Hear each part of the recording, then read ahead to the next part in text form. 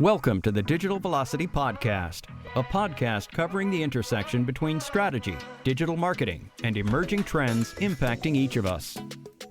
In each episode, we interview industry veterans to dive into the best, hard-hitting analysis of industry news and critical topics facing brand executives.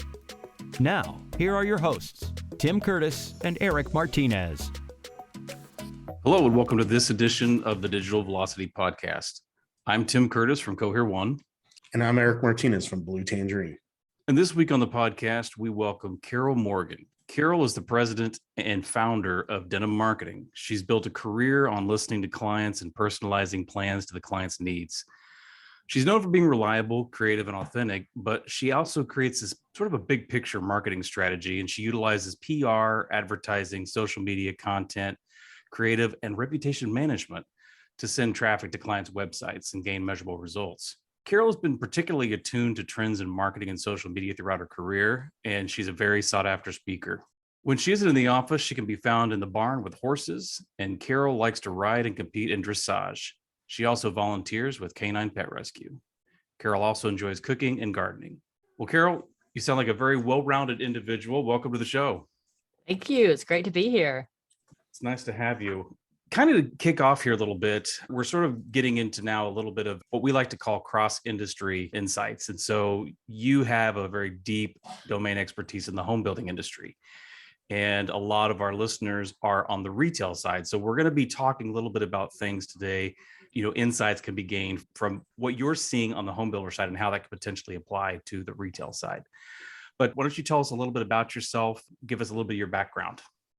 Well, I have a very interesting background, I think. So out of college, I started out in attraction marketing. I worked for the High Museum at Georgia Pacific Center, worked for the Atlanta Botanical Garden, and then I worked for Zoo Atlanta, all in PR. So I was the director of PR at Zoo Atlanta from 1994 through 1998, which was a lot of fun. The Olympics were during that period, and really known for heavy hitting PR scores for the zoo. When we moved Ivan, the shopping mall gorilla, some of our listeners may remember Ivan from Seattle, Tacoma area to Atlanta. We had 22 crews on grounds that morning. So it was about 7 national, 7 from Seattle, Tacoma, and about 7 Atlanta specific. So kind of broke down to a third, but a lot of fun, a really fun job. And that's really where, my first, 8-9 years out of college is where I really focused on PR and media relations and scoring really heavy hitting placements for my clients at the local, regional, and national level. And in the case of Ivan, we actually even got some international press, which was pretty cool. From there, I went to a small marketing company and started their PR division. They, at the time, focused on retail and real estate. So that's where I kind of got my first exposure from that perspective at the real estate level. And at the time was married to a home builder. So I've kind of gotten a lot of real estate experience and home building experience through the years.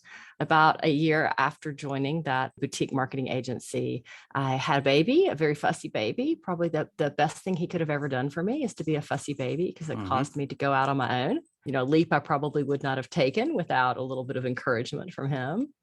That was the beginning of what at the time was Flammer Relations, now Denim Marketing, which I started in 1999, focused at the time. Again, we're talking 1999. So we barely have email. So we were focused very heavily on public relations and, what we'd now call content marketing. Started focusing on digital marketing in the early 2000s, which again was called new media back in the day. We started blogging in about 05, 06. And then as the world kind of started to change, and at that time we saw a contraction in the number of printed publications. So we started looking for ways to get our clients online and started posting press releases online and blogging more. And then, as I say, along came Facebook. So, we were in the digital space when Facebook, ramped up and started attracting not just college students to it, but also corporations. So as each new social media site cropped up, we found ways to use it in a proactive, often, really focused on SEO, for our clients. Because, again, that was kind of in the dark ages back in the day. So that's a little bit about my background. It's kind of an interesting. So I've been focused on residential real estate since 1998. And prior to that, have a kind of interesting, consumer marketing attraction background. Well, it's interesting, there's been a common thread. The individuals that I've met that have a PR background usually tend to be some of the most fascinating individuals, and they're extremely well positioned, I would say, for the new economy. Because so much of what's happening, and it doesn't really matter if you're talking about the home builder side or if you're talking about the retail side, it's that content and that strategic placement of content. I think, oftentimes we think about PR in the older traditional sense, the Mad Men type sense of, trying to get a headline. And that's certainly still part of it, the earned media, but there's so much more now involved with that. So I think what a great place for you to be to, have all of those things sort of in the middle of your career sort of come to fruition. What's one thing that maybe people might not know about you that people might find interesting? Golly, in real estate, you don't have these opportunities, but, going back to my zoo and Atlanta Botanical Garden days, we had a lot of big name stars come through those facilities. So I've done some crazy things like orchestrating how to land Joan London's helicopter in the front parking lot of Zoo Atlanta so that she can come do, Good Morning America on site. And I've met Isabella Rossellini and CZ Guest and Jason Priestley, the star of Beverly Hills 90210 at the time. So, orchestrated media tours for a lot of those folks. People don't know that because that's not what I do today. Just some fun stuff. I probably could still tell the satellite truck where to park at Zoo Atlanta to get a signal. The zoo is kind of in a hole, and it was always interesting to, figure out where to put that truck so that they could beam out. Carol, are you a celebrity chaser? Is that what I just heard? No, not at all. In fact, my friends tease me because they'll say, so-and-so that was in such and such movie. And I often don't know who so-and-so or such and such is. In fact, I'm going to draw a complete blank on his name, but lots of people laugh at me for this one too. I was on a flight to LA one day sitting by this very cute young man who looked a lot like Matt Damon. And I kept thinking, I should know who this is. And in fact, he switched seats with me, or offered to switch seats with me so that I could have the window. Sat there and ate salad for breakfast at 7 a.m. And when we landed, I kept thinking, golly, I should know who this is. When we landed, all these kids just swarmed him all the way through the airport. So I finally stopped one of them and I said, who is that? And they're like, oh, that's Ian Somerhalder, the star of Vampire Diaries. I'm like, well, no wonder he offered me the window seat. He didn't want to melt. I had no idea who he was. They filmed that here in Atlanta, but I can't say that I'm a celebrity stalker or chaser. Sorry about that one, Eric. That's too funny. So, Carol, as we get into this idea of cross-industry learning, I know we've worked with you over the past couple of years on a variety of different types of projects, both in the home builder industry and in e-commerce. What are the top couple of things that you see today that you think retailers could learn from the home building industry? Or go back to your zoo marketing days. What are you seeing out there that they're not doing today that they should be? Golly, it's almost a case by case basis if you look at different companies. The one thing overall I see is just having a plan and sticking with it and then figuring out how to interconnect it all. That's the biggest piece most people miss, whether they're home builders or retailers, is that content, looking at each piece of content for how can I use this piece of content for its greater good, if you want to look at it that way. Where will it fit best? And then how can I cross promote it? So for example, if you've got a big press release, big media release, then, that shouldn't just go to the media. It probably should be repurposed and be more consumer facing for your blog. If, again, if you're selling B2C, and then, for your social media, you should be promoting that big press release, when you land it. Let's just say you land it in the Wall Street Journal. So promote that Wall Street Journal story on your social media and push it out everywhere, and then cross promote it in email as well. That's the biggest thing I see that people miss, is that they just don't have a plan for their content. And they don't have a plan for getting testimonials and reviews. That's something you and I have talked about, Eric, is they just miss that boat completely. I've been working on a new project with a longtime client. One of the challenges this particular client has had is they've got retail stores, they've got direct to consumer marketing, they've got B2B, they've got a wholesale division. They own their own import-export company to tie all these knots together.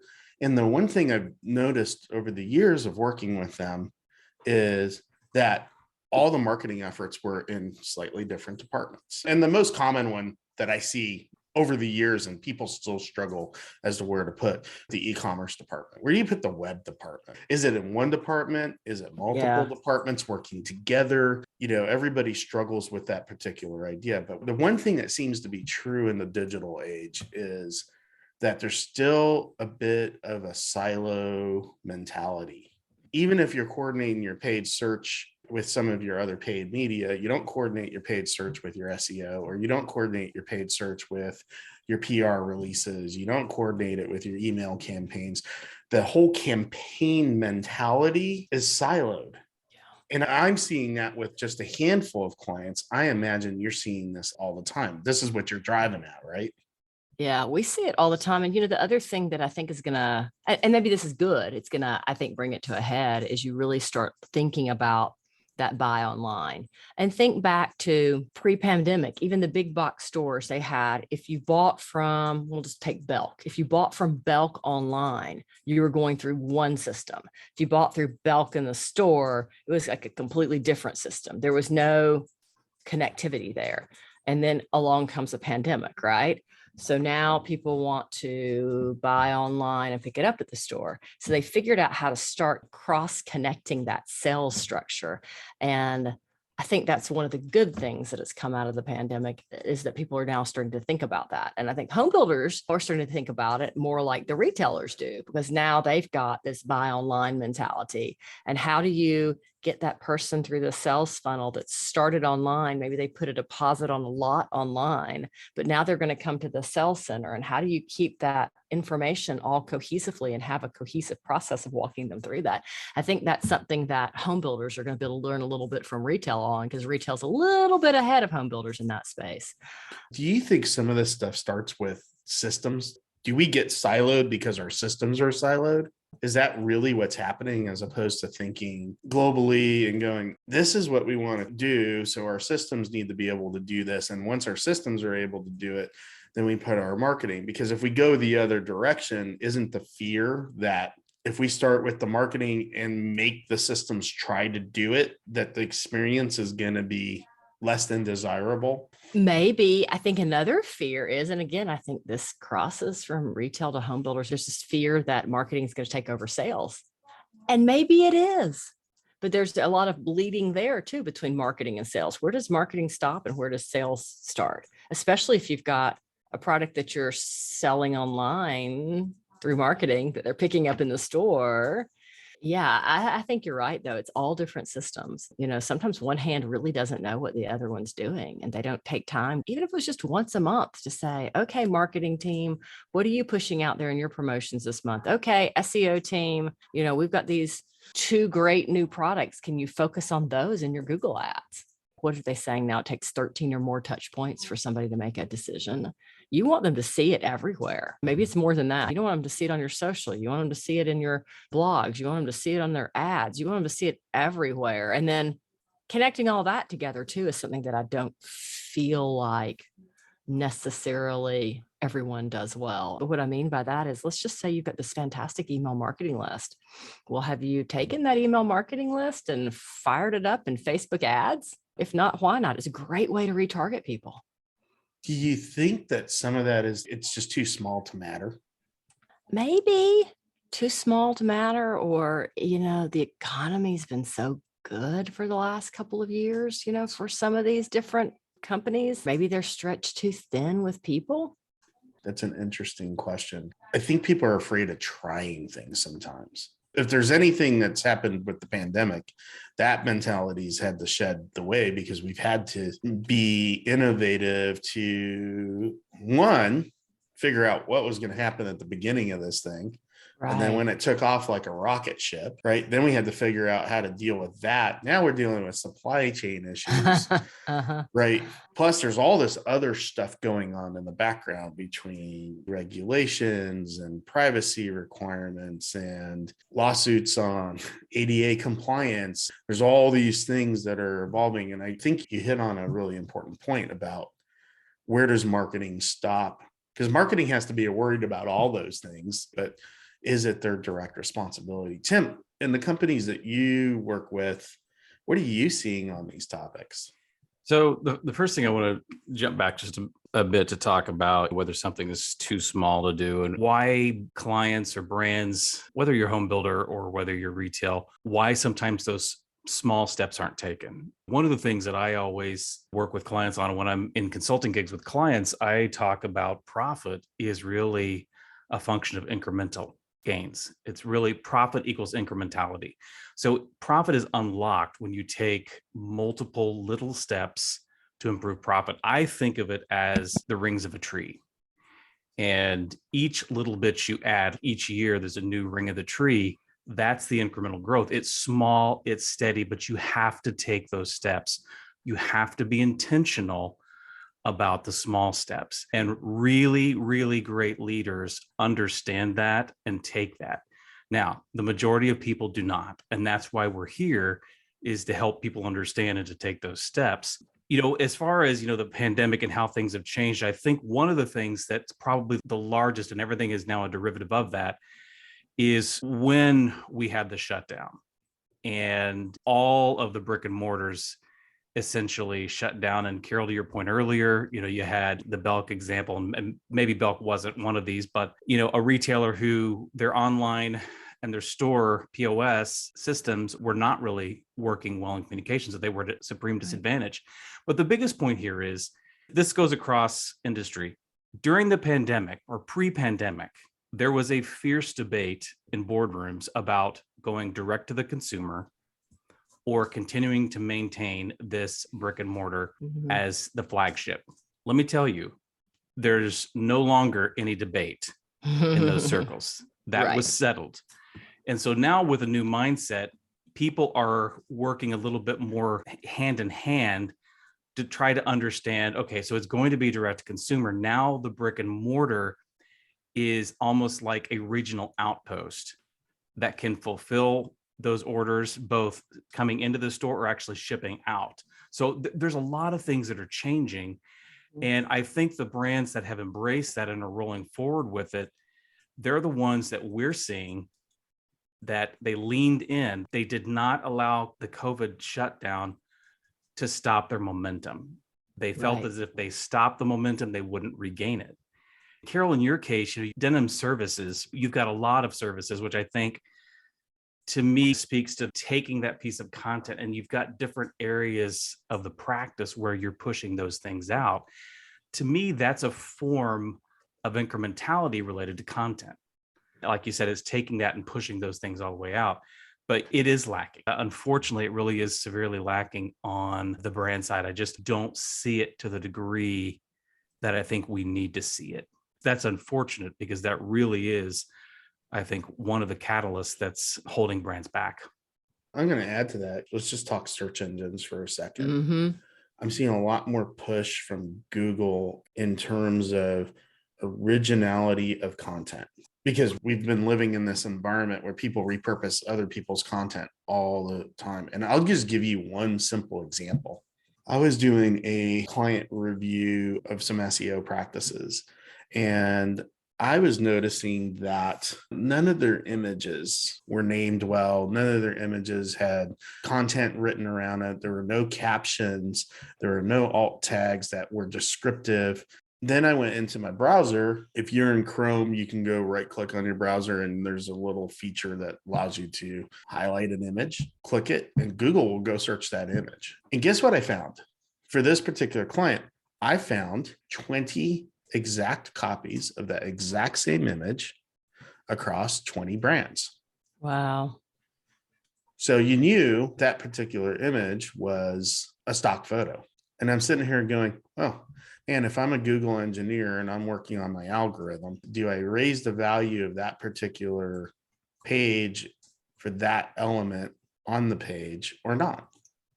Just a simple little thing, right? Talk about incremental things versus going out and taking a real image of your own and writing some content around that image to promote it. Carol, do you have examples like that too, or thoughts on that? Golly, so you talk SEO and you talk content and then you throw ADA in there. The biggest boat we see people missing, and it's hurting them in the search engine rankings, and it's gonna hurt them with ADA compliance, is images with no alt text, video with no description, floor plans with no description. I guess for retailers, it's gonna be, whatever that product is with no description. You got to be able to mouse over it and know what it is. And there's many, many, many sites, big retailers and small alike. By the way, big retailers do this too, where there's very thin content on their sites. Go look at what Amazon is doing on their product detail pages. I personally feel it's a little overwhelming some days, but there is a lot of content. And when you go compare Amazon's rankings for those particular types of items versus your rankings, there's a clear reason why they beat you. Right. Yeah, absolutely. Just content in general. You go to a lot of websites and, let's not even talk SEO. Let's just talk user experience. You go to a website and you're looking to read content, and sometimes you're on that homepage and you can't figure out where they are or what they do or who they're selling to or anything about the company because there's so little content there. And we see it all the time. We see it on home builder sites. We see it on retailer sites. Maybe they've got a lot of pretty images, but there's no content on the site. So, sometimes I feel like that the buyer is left to their own demise to try to figure out what they want to buy from that person, which probably means they make the decision to go to a different website. You've started working now both on e-commerce and, of course, you're still in the home building industry. Beyond that example, what are you seeing challenges and opportunities prevalent in both? Yeah, I think there's some great opportunities for more video and more interactivity in both. I think there's great opportunities for user-generated content, something that Erik and I like to talk a lot about, creating those raving fans, finding those raving fans and getting them to do the heavy lifting for you. I think we're going to see more micro influencers in both spaces. At least we should. I think those are some of the really low-hanging fruit opportunities. Before you finish that thought, what do you mean by micro influencers? What's an example? Yeah, so an example would be, somebody that has a lot of influence in a specific smaller space. So maybe not a big name influencer that's going to cost you a ton of money, that's got a broad reach, but somebody that can reach exactly that one industry you're looking to reach. So I guess one of the examples we use when we're trying to explain that to clients is in Atlanta, we Denim Marketing operate Atlanta Real Estate Forum. So in some ways, Atlanta Real Estate Forum is a micro influencer. So using that site to get your content out, that you can hit the entire industry with one email that goes out every single morning. So if you're looking to influence the industry, that's a great way to do it. If you're looking to reach consumers, it's also a great way to do it. You're just going to be pulling them in through SEO. That becomes a little trickier because you've got to have those right keywords and that right information. But looking for sites like that and people that are connected who can really help you with your niche versus paying a big name that is a big name and really expensive. I guess it's the difference between a shotgun approach and that rifle approach. So you said more video, UGC, micro influencers. Also just being more specific for each site. So people miss the boat because they're so focused on Instagram. They post everything to Instagram, and whatever's on Instagram ends up on Facebook too. Well, on Facebook, I'm not looking for, nor do I want to see 20 hashtags. Nobody does. So when that content flows through from Instagram to Facebook, it doesn't quite meet the mark. And then the same applies for Instagram. People are really looking for that pretty grid, that really nice photo content, photos that are sized correctly for Instagram. So if you think Facebook first and you're really creating everything for Facebook and just flopping it on Instagram, you're missing the mark too. So I think really picking what sites do you want to do well and do those sites well. And maybe not everything goes everywhere. So you can have a strategy for Facebook that pushes out, news. And some of that, when it's sized correctly and you have time to do it, goes on Instagram. But on Instagram, you can do things like set up your grid so that maybe your first thing people see on your grid is one photo that's been chopped up into the little bitty pieces, the window panes, as you call it. Then, under that, maybe you've got, some nice pattern where you've got testimonials going down the center of the grid. Yes, people look at these things. And I think a lot of times retailers and home builders don't pay any attention to it, but creating that pretty grid could be the difference of attracting somebody who follows you and not attracting them. So to expand on that, let's take this back to the comment you made earlier about having a plan. How do we start that plan? Because I think when I think of content and my clients think of content, they get overwhelmed. The variety of content, or they get myopic and like, I need to write a blog. And they just think about that blog in terms of one blog post this month. Whew, I got that project done. And now I'm on to the next one. And what do I do this with, right? So how do you recommend to your clients, whether they're a retail client or a home builder client, how do you recommend that they start? What's the process? I think the first process is sitting down just a brainstorming meeting. What do we want to promote each quarter? So however you can look at it and really plan for your business, if you can plan quarterly. So maybe it's like first quarter, we're going to promote this. So maybe you just start bigger picture and then you dive into it deeper. Second quarter, we're going to promote these types of products. Once you know what you're going to promote, then you start figuring out what your content is and where it's going to go. So let's just say you're promoting the new hot line of, dresses, because you're a dress company and you've got this great spring line of dresses. You back into that, what images do we have? Because sometimes what you have on hand versus what you need to create is going to help dictate where it goes. So if everything you have is a long horizontal or long vertical photo, then it's not going to play well on Instagram. So what I just heard you say was do a gap analysis on your content that you do have. Yep. And what you need to accomplish your goals.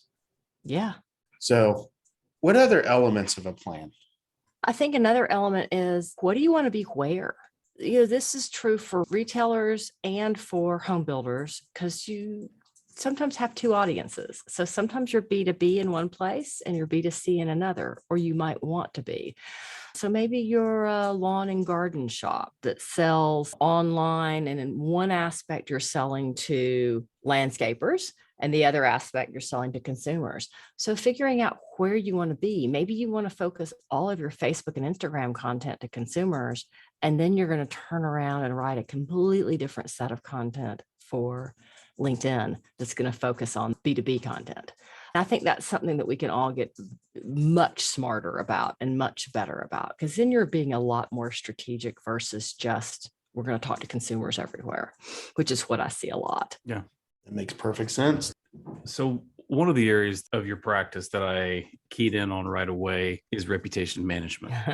One of the reasons that I keyed in on that is, to me, that is probably one of the highest risk areas, highest risk exposures for brands. Yet it's also an area where I see truly little to no focus, little to no effort put into online reputation management. Now, that obviously can be a lot of different things. I've worked with a number of reputation management groups over the years, firms, and there's been some interesting advice. Some, for example, LinkedIn, it was, don't just grow your LinkedIn connections to grow your LinkedIn connections. Make sure you have a connection with that individual, because if someone's coming to you and saying, hey, I see you're connected to so-and-so, and if you don't know that person, your network's not very valuable. Obviously, it can take a lot of different things, but talk a little bit about reputation management. What are you seeing there? That, to me, is the area I wish people would make an emphasis of starting, at least in 2022. Yeah, no, and I think starting it is really the message we want to get out there. A lot of people wait until they have a major problem to launch a reputation management campaign. And then I hate to tell you, you're really behind the 8 ball at that point. Right. Reputation management, to me, it depends on what it is and where it is, on how you handle it. But I think having a strategy to begin with. So maybe your strategy is, and again, this is something that I think retailers probably do better than home builders, right? So if somebody buys a product, and Amazon is good at this, they send you out a product review. Did you love it? Did you hate it? Did you what? So that's a little bit of that reputation management right there, because they're proactively seeking those testimonials and reviews, which is a huge part of it. So having that system set up once somebody buys something, to ask them to post what you bought online with this hashtag, or send us a positive rating and review on such and such site, but some sort of system that has a trigger so that it happens all the time, not just some of the time. That way you can get out there in front of it. If it's not something that you can do internally, there's lots of third-party services that will help you with it. You don't have to do it all yourself. Yeah, and that's the key. You can find and very quickly make a judgment on a company. We talked a little bit earlier about whether it's sales or marketing. Well, now, the research says that it's 70 to 75% of the buying journey is completed before they ever engage anyone in sales. Correct. I think that people are answering that debate for themselves, that they're utilizing marketing resources to get to a certain point. And so when you're talking about reputation management, as an example, you can go to a brand's Facebook page and you can see literally all of the screaming customers who are wondering where their order is, why they haven't heard from customer service, why are we continuing to have stockouts. You can see those things, yet brands take no steps towards alleviating that. And I'm not even sure they know how to do it, but you're right. A Google search would go a long way to at least starting that process, but it is a huge vulnerability, and we hear it and we see it tangibly in results. You make a great point. It's unfortunate because the consumer has started using Facebook and Twitter and Instagram as their process of handling any frustration, all frustrations. It's their customer service mechanism, especially if they don't get an answer that they like from customer service. And maybe it's just easier to reach back out on Facebook.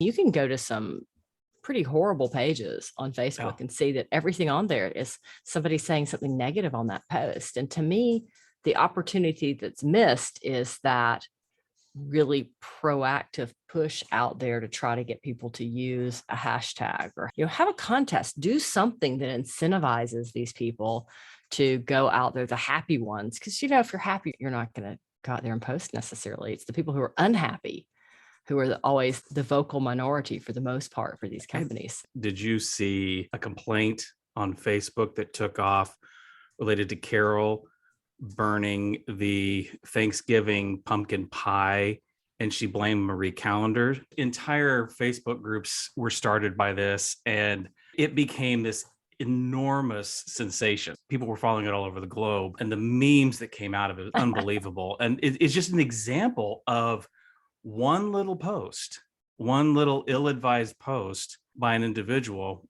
Now, in this case, it worked out to Marie Callender's advantage, because basically users jumped in to defend Marie Callender's, and so they came out looking great. But that could have easily had the wrong answer. That could have easily gone the other direction. Facebook, Twitter, any of those social platforms, they are essentially an online call center, and you have to treat it with the respect and the resources that you would your own call center. You would never allow that to happen in your call center. So if you're not putting the emphasis and support mechanisms in place for the online, man, you're really missing it. What would you say that the home builders are doing really well that you would like to see more of the e-commerce retail industry sort of embrace? Well, home builders probably for the most part have it a little easier as far as reputation management. They don't tend to get beat up as much as the retailers do. I think for the most part, home builders are doing a pretty good job of promoting products. I'm always astounded that retailers, sometimes I go to their site, and I was actually looking at a couple yesterday that were just 20% discount, 20% discount, 20% discount, but really nothing informative, nothing about their new spring line, nothing about why I should buy for them, nothing really branding related.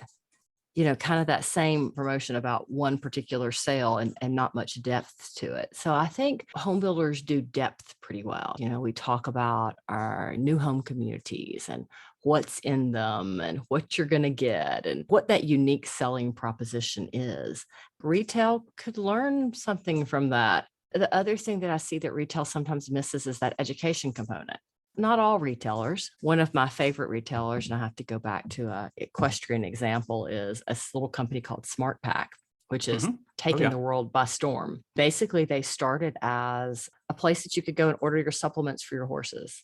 And they came catered to your horse. They come in these little teeny containers. You just like zip off the lid and you dump it in the feed bucket of whatever horse they go. So the big barns love them because they don't have to sit there and have all these buckets of stuff. But Smart Pack figured out that in addition to selling all these supplements to individual horses, they could sell wormers and they can sell clothes and they can sell tack. And they have this just great, system of doing it. But you go and you look at their Facebook page, and in addition to promoting their 20% off sale, they're also promoting, oh, hey, we've got these color coordinated outfits for you and your horse. And then they have an educational component as well. This is the time of year that flies are bad. Here are some things you can do about flies. To me, they've got that nice product promotion education going that I think a lot of retailers miss. A lot of retailers, it seems to just be promote, not so much about the product and nothing about the education. Well, it goes back to that intentionality, right? Having a game plan. I've worked in a fair number of these retailers, and I know Tim has as well. The day-to-day grind of the jobs and the pace at which retailers move. I think one of the defining characteristics of a home builder is when I go build a community of homes, I'm in there for a year to 5 years in some of the larger neighborhoods or communities that they build. Whereas my new line of whatever in the retail world, what's the shelf life of some of these products, right? So it's this constant churn and burn cycle, but yet I think you're absolutely right. Even though it is churn and burn, slowing it down and being intentional about, hey, this is what I'm selling overall. The products may change, but the needs of my customers don't change dramatically overnight unless something really catastrophic or amazing happens. Like we have COVID and women no longer need high-heeled shoes, because no one's going anywhere. Are you thrilled about that, Carol? Are you excited about that? I did clean out my closet recently and I'm like, I probably got rid of 12 pairs of shoes. And I'm like, I haven't worn these in 2 or 3 years. I don't see myself ever wearing them again. Bye-bye. So Carol, you talked about Smart Pack. Are there any other really great retail examples in your mind of really well-constructed social media campaigns or reputation management campaigns? What else are you seeing out there that's fun and innovative, or these guys get it? Yeah, I'll tell you, it's actually interesting. So I quizzed my staff just to see what they thought too. And 2 mattress companies were mentioned, Purple Mattress and Avocado Mattress, as doing it really well. And then just a small local business here in Roswell, Georgia called Linen and Flax that combines selling and influencing in one account. That one's a home goods store and a clothing boutique. They sell in person, they sell online, they ship all the way across the US. And their owner uses kind of an influencer style on her page. And it's worked really well because you get to know her as well as the products in the business. So, and again, that's something that I think smaller retailers could learn from, is make it more about them and getting to know them, not just this kind of esoteric brand. Well, I mean, I think there's this whole debate of how does the little guy compete against the Amazons and the Walmarts of the world? And what you're telling me and what I'm hearing from you is, hey, there's all these great things that you guys can do to compete in these markets and carve out a niche. Some of those niches may be bigger or smaller depending on the market and the type of products that you're selling, but you have the opportunity to compete in a way that some of these larger brands can't. Now, what's interesting about Amazon to me is that's a compilation of a lot of retailers, and they make the retailers do all the work. Amazon has figured out how to make the retailers do all the work of promoting Amazon within the Amazon platform. It's a brilliant strategy, but yet at the same time, some of those same strategies that they're employing within the marketplace can be taken outside the marketplace and applied to your general business environment. I think that's a pretty fantastic thing. Yeah. Another small retailer that I love that's e-commerce online only is called Grubly Farms. And if you've heard me speak before, I really like them from their branding perspective. So worth checking out because it's literally I want to say they were Georgia Tech college students that started this company. They started out making like fancy mealworms for chickens, targeted on those backyard chicken farmers. It's gone so well, they're now making a line of dog food. They're targeting the bigger chicken houses. But for me, they nail brand at the level that Progressive and Allstate and some of these big insurance companies are able to, create this image that flows across everything and do it so well. Grubbly, the way they interconnect their social and their email marketing and their snail mail, and even when you get the package, the materials in it, is some of the best branding and the best interconnectivity that I have ever seen. Worth it to go order something from your dog just to find out and to get on their email list and to see how they do it. Because I think that they're a company that all of us can learn from. What's more boring than dog food? If you can make dog food exciting, you've got something special. But isn't that the magic of branding? When you're looking at even down to an evaluation or valuation of a business, it's very difficult to put a number on brand. But yet when we sit back and we watch examples of brands that are flourishing, you find that brand plays a significant part because it can make dog food sexy. It goes without saying the ultimate example of brand is Apple. What Apple's done, they will talk about for perhaps centuries in books, but brand plays such an important part. And yet it's an area that sometimes people are reluctant to spend because they don't know that they can tie the return back to something. Wow, what a clean miss. And going back to one of the things we talked about earlier, right? Originality is what's going to get rewarded in the future. Oh, absolutely. And branding is an element of originality. That's your positioning in the world and how you express yourself. So I think that's a critical point that you make, Tim. Carol, let's get to the brass tacks. We talked about some really cool things and how to get started. And I think there's always in the minds of our listeners two things, right? One, how much is it going to cost me? And two, how much time do I dedicate to doing this? So I'd like to get your perspective on what you're advising your clients. I know you and I've had this conversation a lot about budget, and too small is still too small. So if I'm budget constrained and I want to get started and make some strides here, what's the best way? Or if I'm not budget constrained, do I go out and plow $1 million into social media and it'll magically work for me? What do I do? Wow, that is a open-ended question. And it really is, kind of a matter of budget to where you start. And do you hire in-house? If you hire in-house, do you have somebody to supervise that person? You and I both know, marketing, social media, PR, everybody in this space has gotten really expensive. And if you're hiring somebody at that retail or corporate level, you're probably looking at $40,000 for an entry level, maybe $50,000 for that mid-level, up to $100,000 person.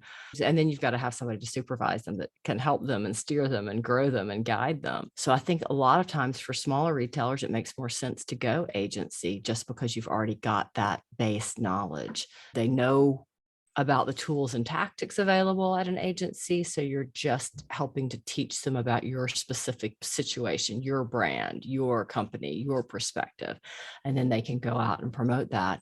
I could probably argue that either way. Often if bigger companies, retail and home builders, are going to build a giant marketing company inside and market from within. And there's certainly power in that because you get all of that knowledge in one place.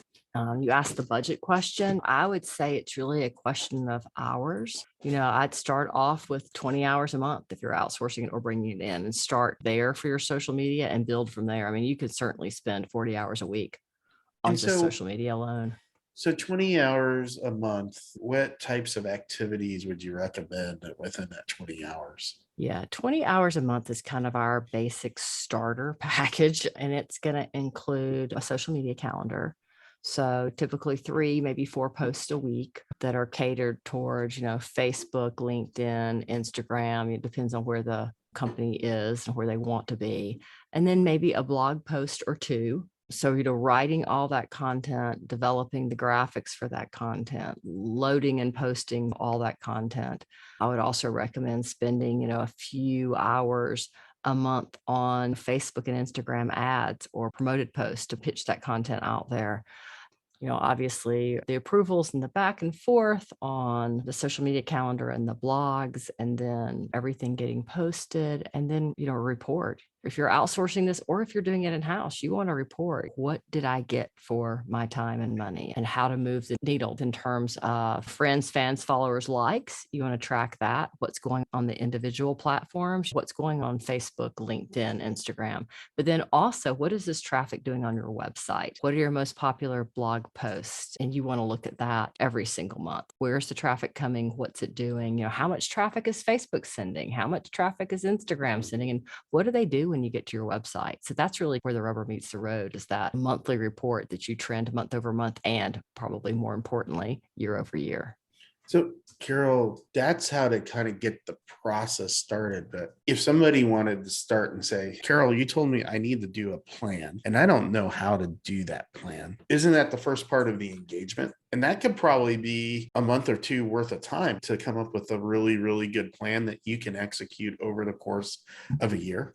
Absolutely. Yeah, coming up with that plan, detailing what's in that plan, mapping it all out, looking at what are those products you want to promote, what are those keywords and phrases and things that you want people to think of when they think of you, or if they're searching for, they find you. All of that should be part of that initial plan. That's fantastic. One last question from me, and then Tim can start the wrap up. You're a firm that has a social media practice and you do a lot of other things too. Every time I talk to you, I learn about something else you do. And I'm like, what? I didn't know you did that. Even though I can go to your website and look at all the words and phrases, we interact in a very specific way. So it's always fun to learn more about what you guys do. But, as you're a firm that's in this social media practice and it's constantly evolving, how do you stay on top of it? Well, Facebook really helps us a lot as far as Facebook goes. We always laugh because I can tell you Facebook's just pushed out another huge update. And we're all like, okay, did you see this? Did you see that? And of course, I guess we're supposed to call them meta now. But a lot of how we stay up to speed on what's going on is we're on the platforms daily. So as changes happen, we see them and then we figure out, what does it mean? Because none of these platforms tell you what they're going to do anymore. They just make changes. So that's one aspect of it. It's just the day-to-day things move around, especially on Facebook. They're by far the worst, but lots of reading, following different blog sites. We like to attend. There's a great conference called PubCon. We haven't been in the last couple of years. In fact, I'm not sure that they've really had it with everything going on with COVID, but PubCon is a great place to learn and stay in tune with what's going on with the social media and publishing space, and SEO as well. They have a whole SEO track, so we try to at least stay up to date on SEO as it relates to content and what we're writing and making sure we're doing it right. But I would say just conferences, reading, and using the sites daily. Yeah, a good reminder about the fluidity of these platforms, and Facebook, I guess now Meta, how they are making changes. And some of those changes are not changes that they are taking because they would like to take. Facebook has been well documented here in the last month. They've got some real trouble. They have been hit disproportionately hard by the updated privacy legislation, and with Apple shutting down the sharing of data and the intelligent tracking prevention. And then, of course, with Google announcing they're going to do that in 2023, it's really putting Facebook in a place where they're facing challenges that they may not have answers for. The Wall Street Journal earlier in the month, an article about inside Facebook's $10 billion breakup with advertisers. And we've talked about that a little bit on the show. Those privacy changes, those are particularly hitting Facebook's business much, much harder because it's removing or severely limiting their ability to target ads at users with precision and to be able to understand what they're doing based off of known behaviors. They're losing all that visibility. It is an incredibly fluid place, and it's important why you must be diversified in your strategic PR, your use of social, how you're going to accomplish that, because there's entire businesses that built their business on Facebook, just like there's entire businesses that have built their business on Amazon. And they are somewhat shocked or surprised when something happens with one of those platforms and all of a sudden, their business is in real jeopardy. There's no necessarily easy answers. What are you communicating to your clients about what's on the horizon? Wow. Well, we're trying to position our clients such that those privacy changes don't impact them as much. In fact, in the home building space, we have not really seen a hit in ads since all those changes rolled out last fall, which we're very surprised about. The ads are still performing very well. So that's good, which makes me wonder how many people are actually opting in versus opting out to those ads. Just as far as how we're coaching clients and working with clients, I think the biggest thing is just having your visual assets in order. And we've talked about that a little bit top of the show, but having those videos, getting interactive, in the case of home builders, interactive floor plans, having photos of product, making sure that is a main focus in 2022 and going into 2023, because all of these platforms are becoming more and more visual. So that focus on visual is going to continue. And a lot of people still just are not geared up and thinking that way. No, they're not. And it's kind of surprising they're not. What's one piece of advice that you would leave for the listeners today? Golly, really start with a plan. Look at what that piece of content is and how you can get the most play out of it. Not everything is a press release. So I actually love the fact that we've got all these different ways to put content out now. So thinking about that content and putting it out and putting a plan in place for where it goes and why, and then executing that plan. This has certainly been great. I really appreciate you taking the time today to walk us through, everything. I know I've learned a lot. Thank you. Yeah, no, I've definitely learned a lot. And I think it highlights the point that, look, regardless of what industry you're in, some of the challenges are exactly the same, but you can look to other industries for some inspiration on little things that they do that you can bring back to your industry and apply successfully. So thank you very much for your time today, Carol. It was a lot of fun. I think that wraps up this episode of the Digital Velocity Podcast. I'm Erik Martinez from Blue Tangerine. And I'm Tim Curtis from Cohere One. Have a great day. Thank you for listening. To learn more about how Blue Tangerine and Cohere One can help you generate more sales for your business, visit bluetangerine.com and cohere1.com. If you have enjoyed our show today, please tell a friend, leave us a review, and subscribe on your favorite podcast platform. Visit the digitalvelocitypodcast.com website to send us your questions and topic suggestions. Be sure to join us again on the Digital Velocity Podcast.